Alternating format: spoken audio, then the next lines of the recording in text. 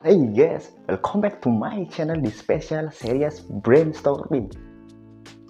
Alright guys, di video kita kali ini kita akan bahas topik yang bermanfaat banget dan ini cukup penting, yaitu bagaimana sih cara membuat atau mendesain customer journey kita. Nah, di dalam jualan, di dalam bisnis, kita selalu berhubungan langsung dengan customer atau dengan klien atau dengan pelanggan. Nah, tidak terlepas dari itu, kita sebagai pelakunya, kita harus betul-betul membangun sebuah customer journey itu dengan sedetail mungkin atau serapi mungkin, karena semakin rapi, maka kemungkinan besarnya bisnis itu akan berhasil gitu ya. Sebelum kita membahas lebih dalam bagaimana cara mendesain customer journey kita, nah buat teman-teman yang baru gabung, baru nonton dan belum tahu ini video apa, ini adalah bagian dari kerangka framework. Kerangka framework ini yang isinya adalah cek to-do list untuk teman-teman pelajari materinya. Nah, jika teman-teman yang ingin memiliki bisnis yang profitnya mulai dari 20 juta sampai 50 juta bahkan 100 juta, maka kerangka framework ini adalah sesuatu yang dibutuhkan teman-teman kita. Buat dapetin kerangka framework ini, teman-teman tinggal download aja. Sudah kami sediakan di link deskripsi atau di kolom komen. Teman-teman tinggal menuju ke sana. Alright guys, kita lanjut. Gimana sih cara mendesain customer journey? Jadi sebelum kita membahas lebih dalam, kita akan ketahui dulu apa sih customer journey tersebut. Yaitu customer journey adalah sesuatu step-step yang telah kita buat yang harus dilalui customer kita atau pelanggan kita atau klien kita. Jadi sebelum kita ingin berjualan atau ingin berbisnis, dasar-dasarnya pun kita harus tahu, atau kita pun harus membuat sebuah urutan ya.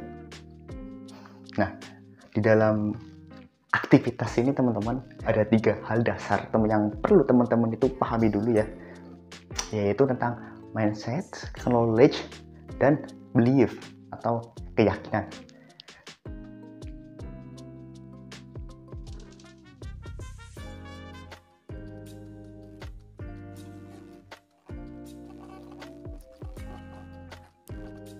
Nah, sebelum kita berlanjut ke step selanjutnya teman-teman itu harus paham betul bahwa setiap manusia atau setiap klien kita itu memiliki masing-masing mindset, knowledge, dan belief dari mereka dari sejak lahir. Karena sejak lahir mereka sudah tertanam, punya keyakinan masing-masing, punya pengetahuannya masing-masing, dan mindsetnya masing-masing. Nah, tugas kita itu adalah memahami 3 pola ini untuk kita ulik agar kita itu paham untuk membuat step-step yang mereka inginkan untuk kita buat gitu. Jadi tugas kita guys yang mengulik-ulik bagian 3 hal ini adalah mengcreate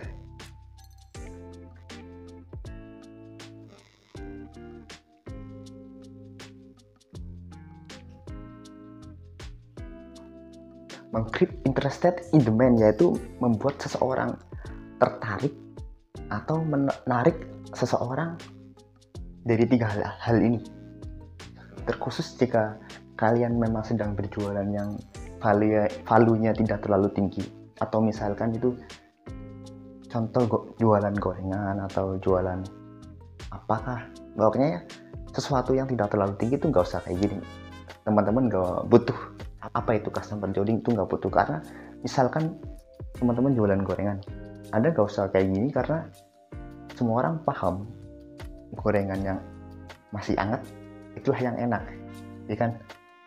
Jadi nggak perlu kayak gitu, nggak usah bikin customer journey yang sebaik mungkin.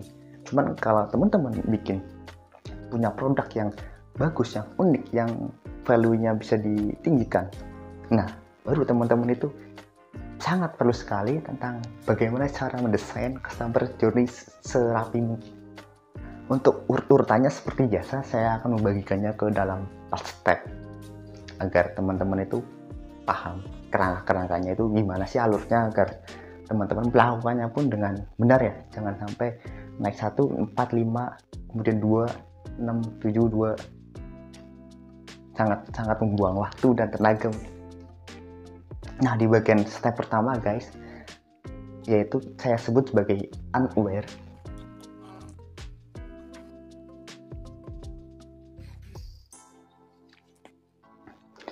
Guys, ini adalah semua pemahaman yang di video-video adalah pengalaman dan pengetahuan yang disclaimer yang saya tahu dan disclaimer dari saya sendiri. Nah, jika teman-teman merasa ingin berlawanan, monggo komen di kolom komen, atau teman-teman jika ingin berdiskusi lebih lanjut bisa komen, nanti kita akan diskusi lebih asik. Nah, di tahap yang pertama adalah unaware guys. Nah, di bagian unaware di sini, di tahapan pertama adalah orang-orang itu tidak kenal ya, tidak kenal, tidak tahu ya.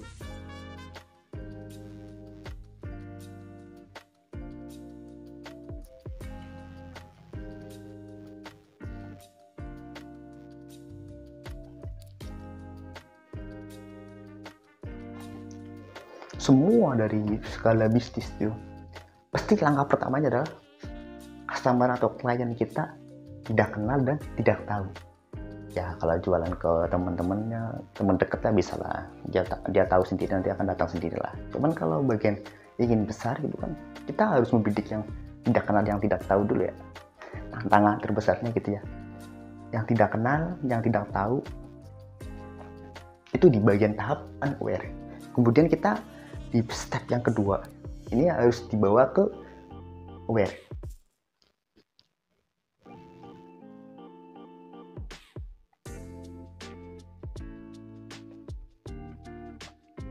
Di tahap aware ini guys, yaitu teman-teman sudah berhasil membuat seorang yang tidak tahu dan tidak kenal itu menjadi kenal dan tahu ya.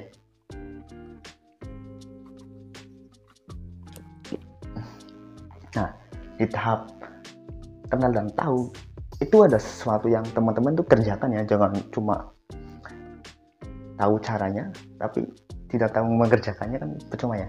Nah, yang teman-teman kerjakan untuk seseorang atau customer kita yang tidak kenal dan tidak tahu menjadi kenal dan tahu, itu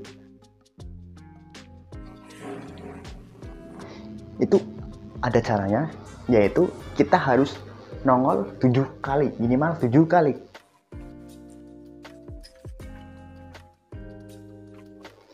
Perlu teman-teman ketahui kalau kita sering nonton TV, pasti ada iklannya, dan banyak yang iklan itu nongol terus ya, sehari mungkin ada yang 7 kali, ada 8 kali, 10 kali, dan bahkan lebih ya. Nah, karena otak kita memang desain itu menjadi otak reptil, atau istilahnya adalah jika sesuatu tersebut nongol atau muncul minimal 7 kali atau lebih, itu akan otomatis tertanam di alam bawah sadar kita sendiri. Saya kasih contoh, misalkan saya kasih contoh, misal di video ini sering muncul di halaman beranda Anda minimal 7 kali, maka sesuatu ini bukan sesuatu yang aneh.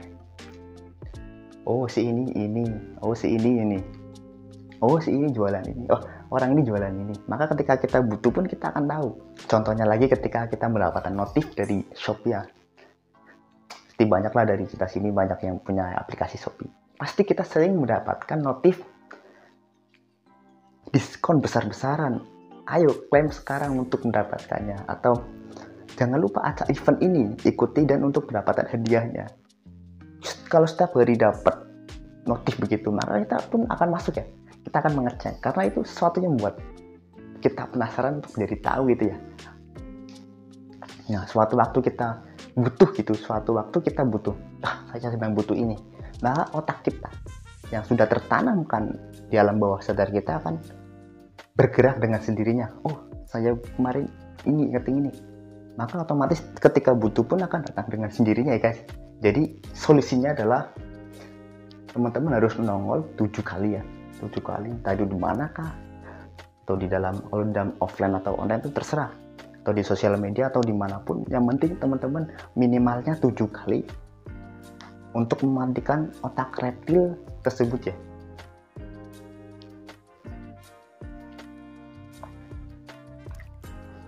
Nah, setelah teman-teman sudah membuat customer atau calon customer kita menjadi tahu, menjadi kenal, maka langkah selanjutnya adalah membuat mereka menjadi interest.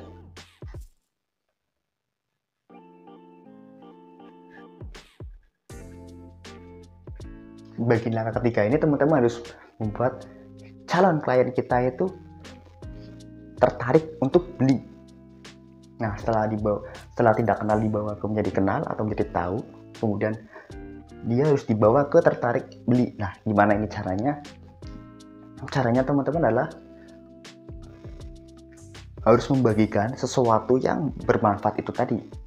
Contohnya adalah dengan cara bagiin tips-tips, atau teman-teman misalkan kalau saya di bidang rambut adalah tips merawat rambut, atau cara menyisir dengan rapi, dengan benar, atau model rambut yang baru, atau model rambut yang tren. Pokoknya tips-tips atau trik atau cara yang bagus-bagus untuk calon audiens kita atau calon customer kita, yang seseorang itu posisinya dalam keadaan kategori sudah kenal ya, sudah tahu.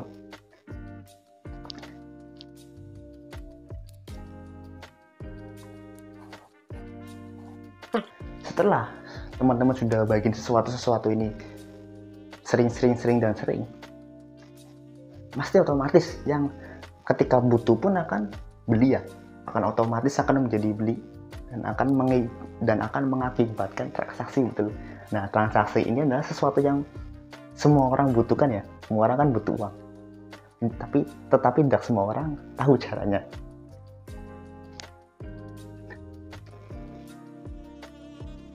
Setelah teman-teman sudah membuat seseorang itu berhasil membeli produk Anda, atau berhasil teman-teman solve,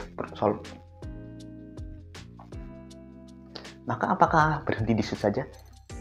Tidak guys, karena kalau berhenti di sini aja kita akan muter-muter terus, kita akan mencari pelanggan baru terus, capek kan? Nah, maka langkah selanjutnya kita harus membuat fanatic fans.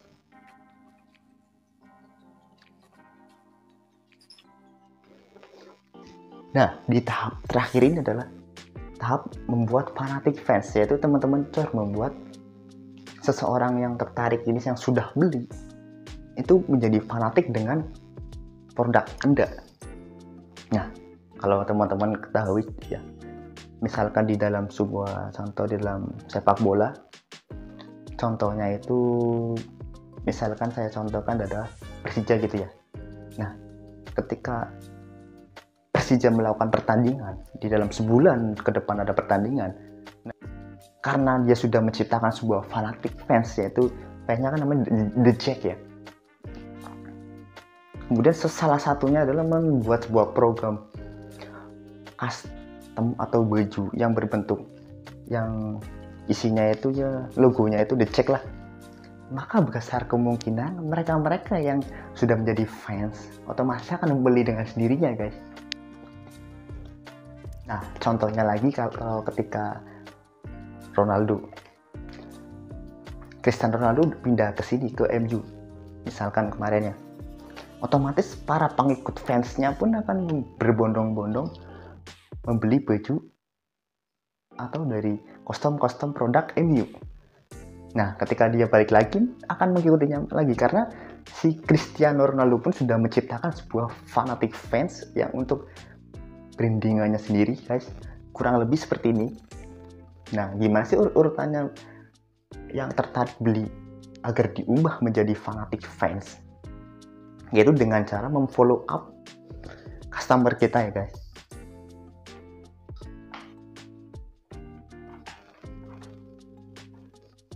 Follow up ini adalah untuk seseorang yang pernah sekali atau pernah membeli produk kita, kemudian kita ajak lagi untuk membeli produk kita selanjutnya atau produk yang sama.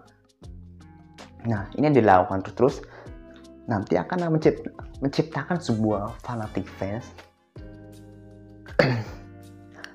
yang berkepanjangan di kemudian hari. Jadi enak kalau kita udah punya fanatic fans, itu enak. Nah, ini adalah rules guys, kurang lebih teman-teman paham ya bagaimana sih membuat rute atau step atau mendesain customer journey. Teman-teman kalau sudah berhasil membuat customer journey, maka besar kemungkinan bisnisnya pun akan berhasil guys.